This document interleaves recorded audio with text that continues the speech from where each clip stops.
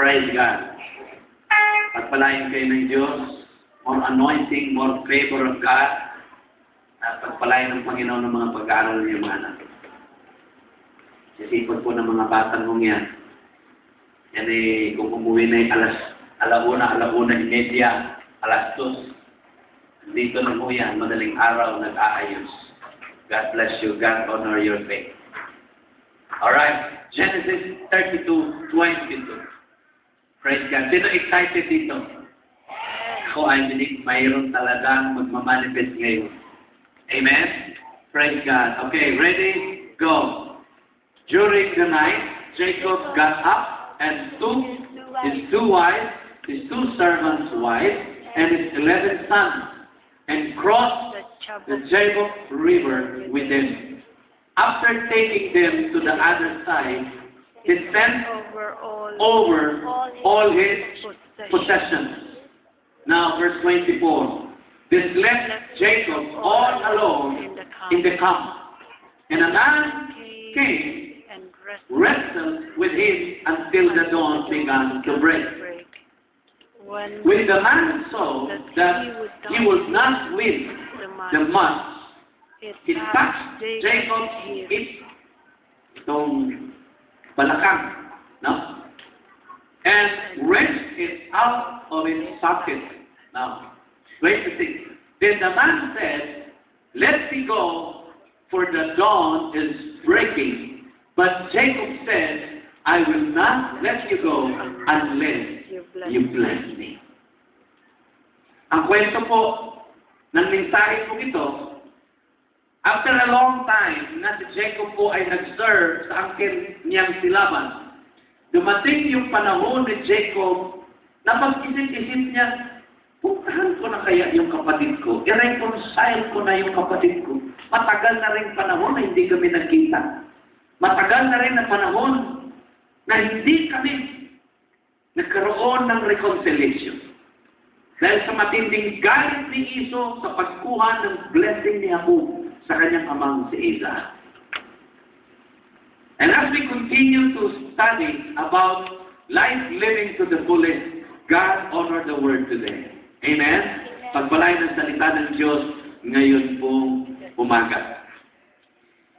And as we continue to study about life living to the fullest, nag-struggle si Jacob papunta sa kanyang angel for how many days? Okay?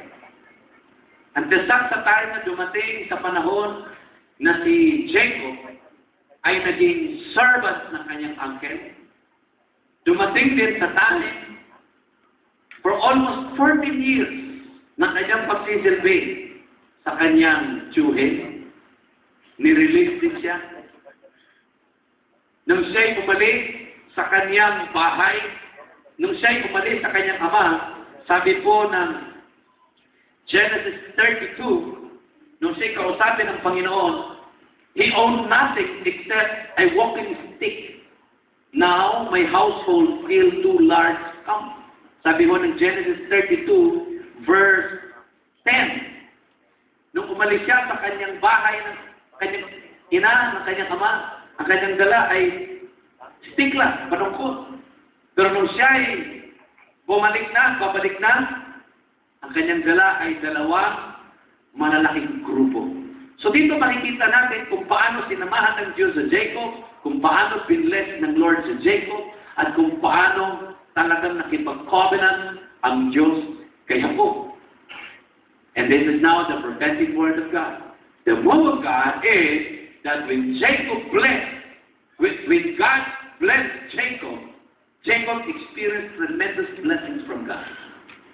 Hello? Naranasan ni Jacob kung paano siya samahan ng Diyos, ingatan ng Diyos, pagpalain ng Diyos, at pagtagumpay ng Diyos. Ang isa lamang na mahalaga na pinahawakan ni Jacob nung siya umalis sa tahanan ng kanyang ina at ng kanyang ama ay yung diniklarang pagpapala ni Isaac kay Jacob. Now, how to experience life living to the fullest? It's hard to experience life living to the fullest when you have struggles in life. Pag meron kang struggle. Ako naniniwala dito, no? Kung meron mang isang bagay na humahadlang sa kaganapan ng kagalakan at kaligayahan ni Jacob, ay kung paano niya ayusin yung kanyang kapatid. No? Kahit anong meron ka, pagka alam mong may taong may diferente sa buhay mo, hindi ka pa rin talaga fulfilled.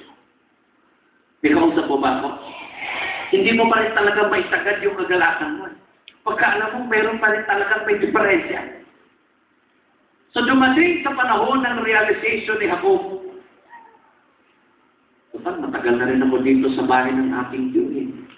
Kailangan na rin akong umalis. For almost more than 15 or 20 years. So anong unang ginawa ni Jacob? Bago siya nagpustro sa kanyang buhay, nagkaroon siya ng realization, kailangan ayusin ko muna yung kapatid ko. So what he did is that, okay, balikan natin yung verse 22 na. During the night, Jacob got up and took his 2 wives, his 2 servant wives, and his 11 sons, and crossed the Jacob River with them. Sabi niya, halika kayo. Matagal na itong pinlano ni Jacob. Puntahan natin yung kapatid ko. Ayusin natin ito. Bago tayo talaga ma-establish ng mabuti, kailangan magkaroon muna ako ng pakikipagkita sa aking kapatid. Ano man ang mangyari sa akin, bahala na ang Diyos. Bagamat, nandun yung takot, pangamba ni Jacob, na ano bang posibleng mangyari, ready na siya. Yung bang ang kanyang isip ay, bahala na kayo, Lord. Alam mo, iba rin yung word na yun, ano? Na inahabilin mong lahat ng bagay sa Panginoon. So dito, sabi niya, after taking them to the other side, he sent over all his possessions, kasamang lahat. Wala kang iniwan kay Laban. Lahat ng kanyang naipon, lahat ng kanyang napundahan, lahat ng kanyang mga naging ari-arian, sinama niya. So, ano muna niyang ginawa? Tinawid niya. Okay? Tinawid niya muna sa kabila. And then, Jacob all alone in the camp. Bumalik siya ulit, doon sa kanyang tent, and a man came and wrestled with him until the dawn began to break. So, mayroong taong nakipag-wrestling kay Jacob. So, madalas na pinagtatalunan ng mga theologians to. Tao ba talaga to o Diyos na nagkatawang tao? Alam niyo, ako naniniwala, no? In my theological perspective, hindi lang ho ang Diyos nagkatawang tao sa bagong tipan. Kahit sa matandang tipan, ginawa na yan ng Diyos. You remember one time that there is 3 men visit in the tent of Abraham? Mayroong 3 tao na bumisita sa bahay ni Abraham. In my belief, it's not the angels. Kasi ito po, hindi pala pwedeng magkatawang tao ang anghel. Because the Bible interprets that they are what? Servants. Okay?